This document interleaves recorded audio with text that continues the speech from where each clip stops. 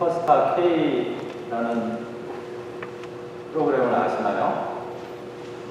수많은 가수 지망생들이 참가해서 치열한 경쟁을 펼치는 K-POP 오디션 프로그램입니다. 여러 과정을 거쳐서 최종적으로 10명을 추려서 생방송 무대에 세우고 매주 1명 혹은 2명씩 떨어뜨리면서 최종 우승자를 가리는 방식으로 진행이 되죠. 3년 전에 슈퍼스타 K6가 있었습니다. 당시에 쟁쟁한 실력자들이 있었는데 지금 가수로 활동하고 있는 박진원, 김필, 윤도혁 이런 가수들이 그때 마지막까지 경쟁을 했던 사람들입니다. 요즘 텔레비전에 보면 노래 경연하는 프로그램이 상당히 많죠. 그런 무대에서 이기려면 일종의 공식이 있습니다. 폭풍 가창력을 선보이거나 그 다음에 화려한 음악적으로 화려하게 변화를 줘서 사람들의 눈과 귀를 사로잡는 겁니다. 이런 무대에서 경쟁이 치열해지다 보면 노래는 갈수록 자극적이 되죠. 그래서 저는 이런 음악들을 계속 듣고 있다 보면 더 듣기가 힘들어져서 결국에는 채널을 돌리게 되더라고요. 치열한 경쟁을 거쳐서 그때 이 슈퍼스타 K6 결승전이 마지막으로 열렸습니다. 그때 최종적으로 남은 두 사람 중에 한 사람이 박진원이라는 가수였습니다. 그럼 결승전에서 다른 반주 없이 기타 하나만으로 조용하게 노래를 불렀습니다. 모두의 예상을 깬 무대였죠. 있는 실력 없는 실력 다 발휘해서 무대를 꾸며도 모자를 판에 그럼 조용하게 자신의 노래를 부른 겁니다. 그때 부른 노래가 자랑이라는 노래였습니다. 노래 제목으로도 이 제목이 좀 생소하기도 하고요.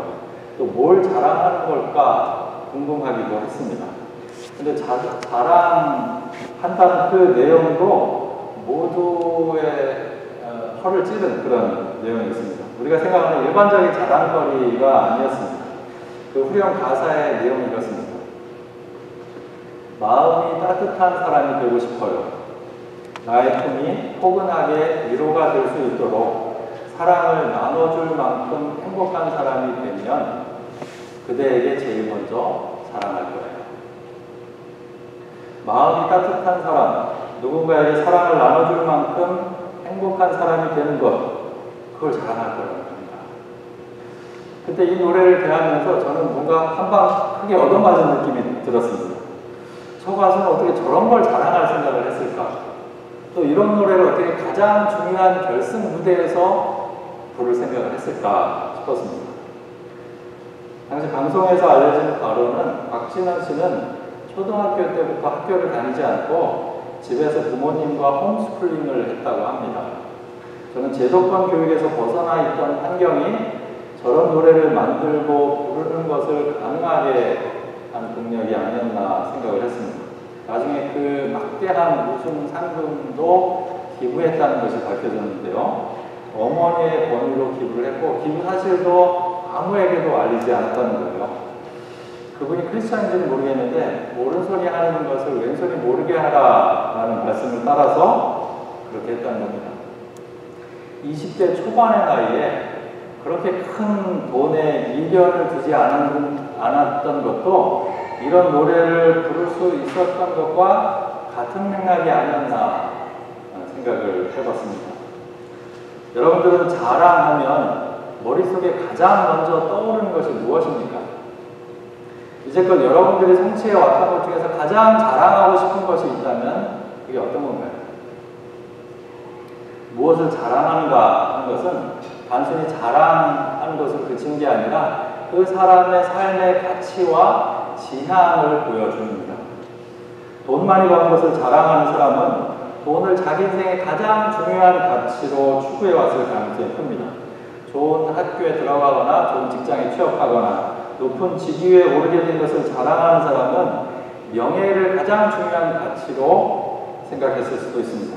반면에 박진원 씨처럼 누군가에게 따뜻한 품이 되고 사랑을 나눠줄 만큼 행복한 사람이 되는 것을 자랑하는 사람은 사람 사이의 관계를 가장 중요한 가치로 생각했을 수도 있습니다.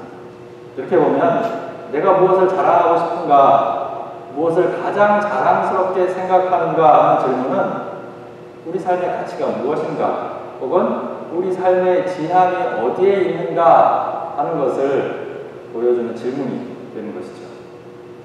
자신을 그리스도인이라고 생각하는 사람들에게 이 질문은 특히나 중요합니다. 내가 자랑하고 싶은 것이 교회 밖의 사람들과 다른가?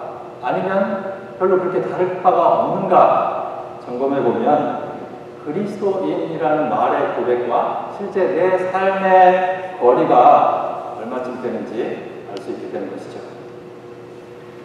오늘 본문에서 하나님께서는 이렇게 말씀하십니다. 나 주가 말한다. 지혜 있는 사람은 자기의 지혜를 자랑하지 말아라. 용사는 자기의 힘을 자랑하지 말아라. 부자는 자기의 재산을 자랑하지 말아라. 지혜와 힘과 재산, 돈을 자랑하지 말라고 합니다. 이 세 가지는 우리가 세상에서 누리고 자랑할 만한 모든 것들을 대표하는 것들입니다.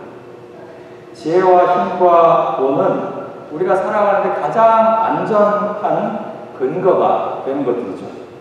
여러분들이 여기서 공부하고 학위를 받는 건 앞으로 살아가는 데 있어서 중요한 기반이 될 것입니다. 요즘에는 유학생들도 많고 박사학위 소지자도 많다고 하지만 그렇지 못한 사람들이 여전히 훨씬 더 많습니다. 제가 대학을 가게 됐을 때 저희 식구들뿐만이 아니라 온 일가 친척이 다 기뻐했습니다. 제가 아는 한도내에서 저희 할아버지 때, 또 아버지 때, 저희 세대에서를 다 통틀어서, 친척분들을 통틀어서 제가 처음으로 4년제 대학을 간 사람이기 때문에 그렇습니다. 그러나 제가 나중에 대학원을 가고 유학을 나왔을 때 저희 친척들이 저를 얼마나 대단한 사람으로 생각했겠습니까? 제가 그런 사람입니다. 우리는 공부하는 사람들끼리 모여있으니까 잘 모르지만 공부하는 일은 이 사회에서 중요한 위치를 확보하는 일입니다. 여기서 공부하고 얻은 지혜들이 앞으로 여러분들의 삶의 기반이 될 겁니다. 용사가 자랑하는 힘은 오늘날로 말하면 권력입니다. 조금이라도 나에게 영향력을 행사할 수 있는 사람에게 우리는 함부로 대할 수가 없습니다. 반대로 조심하지 않으면 우리에게 주어진 아주 작은 힘이라도 함부로 사용할 수가 있습니다. 최근에 한국에서 기업의 높은 자리에 있는 분들이 운전사 분들에게 막말과 욕을 해서 사회적인 분노를 사고 있죠. 땅콩 서비스를 제대로 하지 않았다고 비행기를 돌렸던 대한항공 땅콩향 사건을 여러분 기억하실 겁니다. 그 사건으로 기업 일가의 미운살이 바뀌었던 박창진 사무장은 당시 충격으로 1년 3개월 정도 쉬었다가 회사에 복직을 했습니다.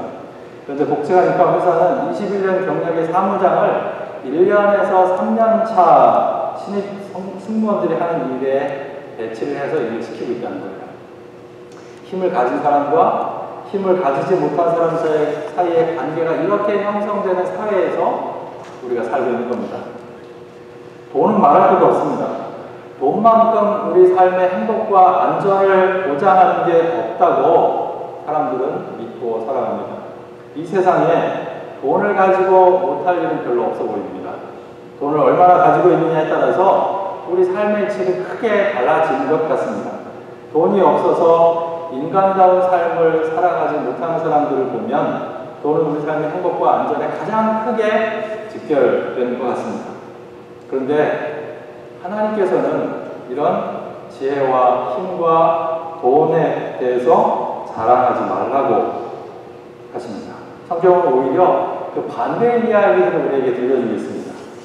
바울은 고린도 교회에 보내는 편지에서 고린도 교인들에게 이렇게 말합니다. 하나님의 부르심을 받을 때 여러분들의 모습을 한번 생각해 보십시오. 세상 기준으로 봤을 때 지혜 있는 사람도 많지 않았고 권력 있는 사람도 많지 않았고 가문에 훌륭한 사람도 많지 않았습니다. 그러면서 이렇게 말하죠. 그런데 하나님께서는 지혜 있는 자들을 부끄럽게 하시려고 세상의 어리석은 자들을 택하셨고 강한 것들을 부끄럽게 하시려고 세상의 약한 것들을 택하셨습니다. 하나님이 이렇게 세상의 기준을 뒤엎으십니다. 사람들이 보기에 어리석은 것들을 통해서 당신의 구원을 이루어 가십니다. 그래서 자신들이 똑똑하다고 생각했던 사람들, 힘을 가지고 있다고 생각했던 사람들이 아무것도 아니라는 것을 깨닫고 아무도 하나님 앞에서 자랑하지 못하게 하시겠다는 겁니다. 돈에 대해서는 어떻습니까? 복음서에서 예수님은 부자가 하나님 나라에 들어가는 것보다 낙타가 바늘길로 지나가는 것이 더 어렵다 말씀하십니다. 낙타가 바늘길을 통과하는 일은 불가능한 일이죠. 그래서 이 말은 부자가 그만큼 천국에 들어가는 것이 어렵다는 뜻이 됩니다. 돈이 많으면 좋을 거라고 막연하게 생각했던 사람들의 생각을 완전히 뒤집어 놓으시는 겁니다. 돈을 추구하는 삶은 그만큼 하나님으로부터 멀어질 위험성이 있다는 뜻이 되는 것이죠. 여기서 어떤 분들은 이런 질문을 하실지도 모르겠습니다. 그렇다면 지혜와 힘과 돈을 가지는 일은 안 좋은 일이라는 말인가? 기독교에는 이런 것들을 세상적인 가치라고 여기고 무시해야 한다는 말인가 생각하실 수 있습니다. 그렇지 않습니다.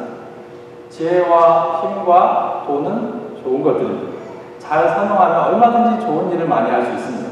문제는 이런 것들이 수단이 아니라 목적이 될 때입니다. 본래 하고 싶었던 일을 이루기 위한 도구로서 자신에게 있는 지혜와 힘과 돈을 사용하는 일은 좋은 일입니다. 살아가는 데 있어서 필요한 기본적인 돈과 지혜와 힘을 가진 것은 누구에게나 필요한 일들입니다. 그런데 이것 자체가 목적이 될 때 그 사람의 인생을 망치는 위험한 것들이 될 수 있다는 것이죠. 자랑하거나 부러워하는 사람들은 이런 것들이 이미 자기 삶의 목적이 됐음을 보여주는 겁니다. 그리고 이런 것들을 자랑거리로 삼는다는 것은 자기 내면의 빈곤함을 보여주는 일일 뿐입니다.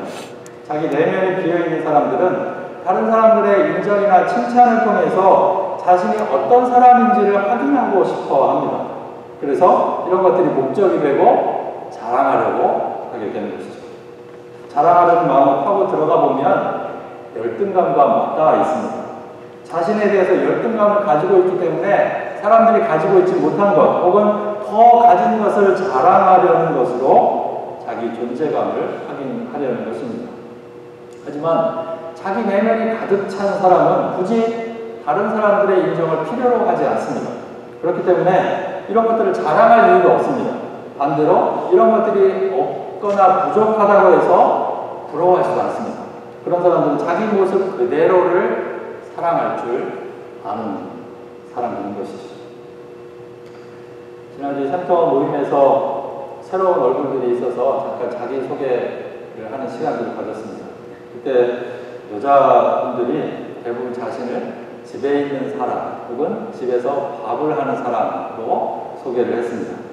소개한 내용은 같았지만 그 말에 담긴 의미들은 서로 조금씩 다를 수도 있겠다는 생각을 해봤습니다. 지금 자신이 하고 있는 주부의 일을 그대로 표현한 사실적인 말일 수도 있고요. 혹은 자기 커리어를 가지고 살았던 과거에 비해서 지금 하고 있는 집안일 조금은 가치 없는 일처럼 여겨지는 마음을 표현하는 것일 수도 있겠다 혼자 생각을 해봤습니다. 최근에 한 국회의원이 정규직 전환을 요구하는 급식 조리사 분들을 밥하는 동네 아줌마 이렇게 불렀다가 비난을 받고 급기야 사과를 해야 했습니다. 밥하는 일은 누구나 할 수 있는 하찮은 일이라고 업신여기는 마음이 그 안에 있었던 거죠. 이것이 지혜와 힘과 돈을 자랑하는 세상이 만들어 놓은 비뚤어진 자화상입니다. 하지만 이 세상에서 밥 먹지 않고 살아갈 수 있는 사람은 아무도 없습니다. 모든 사람들은 엄마와 아내의 돌봄의 손길을 통해서 자라고 살아갈 힘을 얻습니다. 밥하는 일만큼 가족과 이 세상을 지탱하고 있는 중요한 일이 없습니다. 지혜와 힘과 돈이 자랑이 되는 세상은 결코 건강한 세상일 수가 없습니다. 그래서 하나님께서는 그런 것들을 자랑하지 말라고 하시는 거예요. 대신에 자랑해야 할 것들을 알려주십니다. 오직 자랑하고 싶은 사람은 이것을 자랑하여라. 나를 아는 것과 나 주가 긍휼과 공평과 공의를 세상에 실현하는 하나님인 것과 내가 이런 일을 하기를 좋아한다는 것을 깨달아 얼마나 지혜를 가지게 되었음을 자랑하여라. 하나님 아는 것을 자랑하라는 거예요. 그런데 그 하나님은 어떤 분이신가 하면 긍휼과 공평과 공의를 이루시는 분이십니다. 하나님이 이런 분이시라는 것, 이런 일을 하기를 좋아하는 분이시라는 것, 그 사실을 아는 것을 자랑하는 겁니다. 예레미야를 통해 전해진 하나님의 세 가지 특성은 긍휼, 공평, 공의입니다. 이 말들은 좀 어려워 보이죠? 개역, 개정과 영어 성경을 참고해서 풀어보면 steadfast love, 변함이 없는 사랑, justice, 정의, righteousness, 공의입니다. 하나님의 사랑은 변함이 없습니다. 예레미야서를 읽다 보면 끊임없이 이어지는 심판의 메시지 가운데서 안타까워하시는 하나님의 목소리를 들을 수 있습니다. 재앙을 이야기하면서도 언제까지 내가 그렇게 지내야 되느냐 사람들에게 물으십니다. 사람들의 비참한 사정을 보시면서 하나님은 예언자와 함께 밤낮으로 눈물을 흘리십니다. 이스라엘은 하나님을 떠나갔지만 하나님에게 이스라엘은 여전히 내 소유, 내 사랑하는 백성입니다. 말은 심판을 이야기하지만 그게 하나님의 본심은 아닌 겁니다. 복음서 유명한 돌아온 탕자 이야기의 주인공은 아들이 아니라 아버지입니다. 아버지의 재산을 탕진하고 방탕하게 살다 돌아온 아들을 아버지는 아무 말 없이 받아주십니다. 이 아버지의 넓은 품은 하나님의 사랑을 상징합니다. 그렇게 크신 사랑의 품으로 하나님께서는 우리를 참아주시고 다 받아주신 겁니다. 가끔씩 교회에 안 나오는 사람들 중에서 밖에서 저를 우연히 만나면 괜히 미안해하고 눈치를 보는 사람들이 있습니다. 저는 아무 말도 안 했는데 혼자 그러는 거예요. 저는 그냥 뭐 다른 말 안 붙이고 그냥 웃기만 합니다. 관심이 없어서가 아니라 먼저 미안해하고 있는데 괜히 거기다 더 붙일 필요가 없는 거죠. 다만 속마음은 간절합니다. 아무 말 없이 우리를 받아주시는 하나님의 너른 품을 흉내내보고 싶은 겁니다. 정의는 공평함입니다. 자본주의 세상에서 공평을 이야기하면 어떤 사람들은 불순한 생각을 가진 게 아닌가 하고 의심의 눈초리로 바라봅니다. 노력한 만큼 대가를 누리는 건데 왜 노력하지 않은 사람에게 더 혜택을 주려고 하느냐는 겁니다. 하지만 자본주의 세상에서는 노력해도 노력한 만큼 가질 수 없는 사람들이 있습니다. 아무리 노력해도 뛰어넘기 힘든 장벽이 분명히 존재합니다. 그 차이를 극복할 수 있는 마지막 방법이 교육이라고 하는데 우리 시대는 그 교육 기회마저도 차별화되어 있는 것이죠. 예수님께서 당시 사회에서 가난하고 소외된 사람들에게 관심을 가지셨던 이유가 바로 여기에 있습니다. 구약시대에 추수할 때 밭에 한 모퉁이를 남겨두라는 것, 떨어진 이삭을 줍지 말라는 것 역시 모두 가난한 사람들을 배려해서 만들어 놓은 규정입니다. 안식년이나 희년제도 역시 인간의 욕심을 제어하고 경제 정의를 회복하기 위해서 만들어 두신 하나님의 명령들입니다. 그런데 불행하게도 인간 역사에서 이 안식년이나 희년제도가 실행된 적이 한 번도 없다라는 것이죠.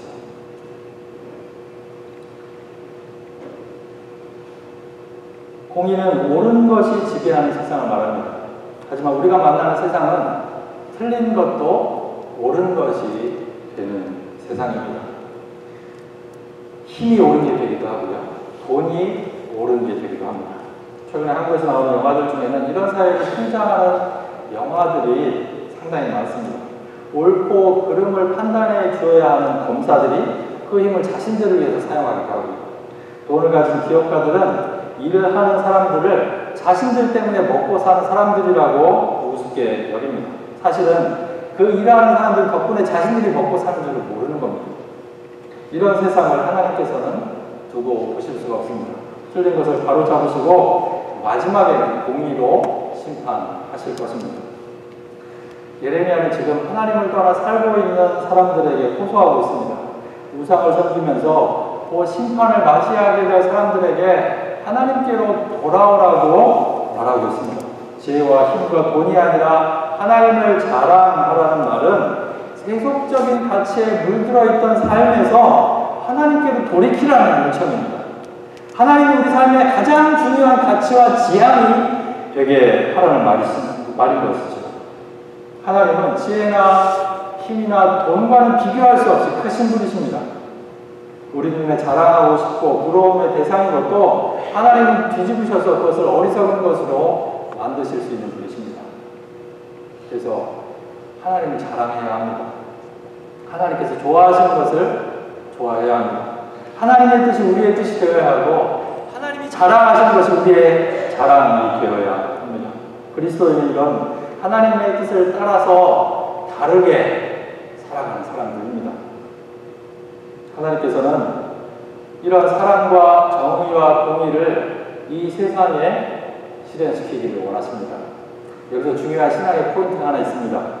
이런 하나님의 가치가 실현되는 곳이 저 세상이 아니라 이 세상이라는 겁니다. 하나님의 나라는 죽어서 가는 저 세상이 아니라 지금 우리가 살아가는 이곳에서부터 시작되는 나라라는 것이죠. 하나님의 사랑과 정의와 공의는 지금 우리가 발 디디고 살고 있는 여기에서부터 시작되는 것입니다.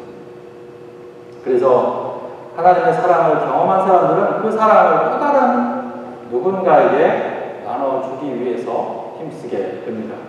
이 세상에서 공평함을 실현하시는 하나님을 아는 사람들은 자신의 것을 기꺼이 다른 사람들과 나누고 이 사회가 좀 더 정의로운 사회가 되는 일에 관심을 가지게 됩니다. 하나님의 공의를 알게 되면 세상의 불의에 대해서 분노하게 되고 우리가 살아가는 세상이 좀 더 상식적인 사회가 되는 일에 헌신하게 되는 것이죠.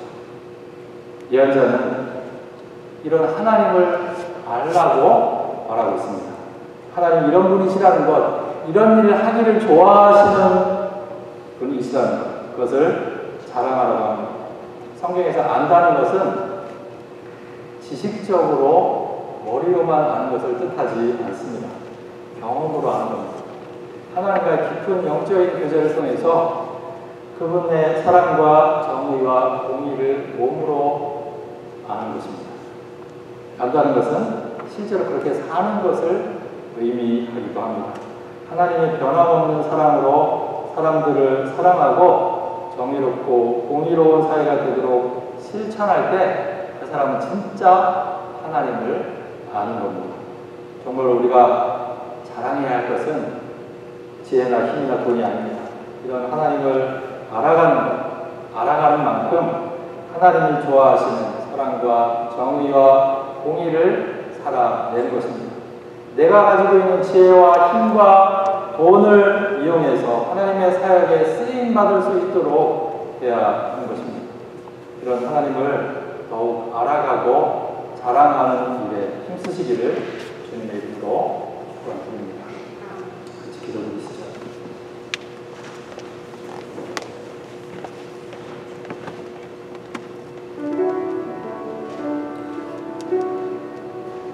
여러분들은 자랑하면 가장 먼저 떠오르는 것이 무엇입니까? 이제껏 여러분들이 성취해왔던 것들 중에서 가장 자랑하고 싶은 것이 있다면 무엇입니까? 우리가 하나님 안에 살면서 자랑하고 싶은 것이 교회 밖의 사람들과 다를 바가 없다면 우리 신앙은 어떤 의미를 가지게 될까 생각해 보게 됩니다. 내가 정말 자랑하고 싶은 것, 사람들과 나누고 싶은 것, 그것이 하나님께서 좋아하시는 것, 하나님을 더 깊이 알고 또 하나님과 함께 살아가는 것, 그것이 되기를 위해서 제가 같이 마음을 모아 기도 드리겠습니다.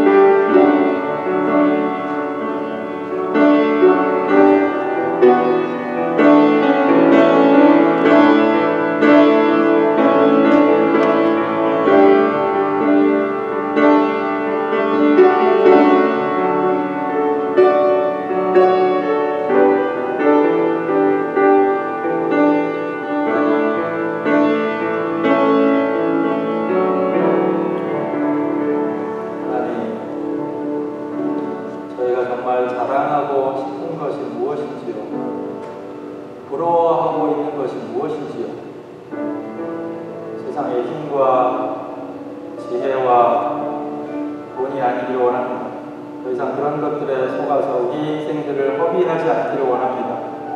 하나님을 더 깊게 알기를 원합니다.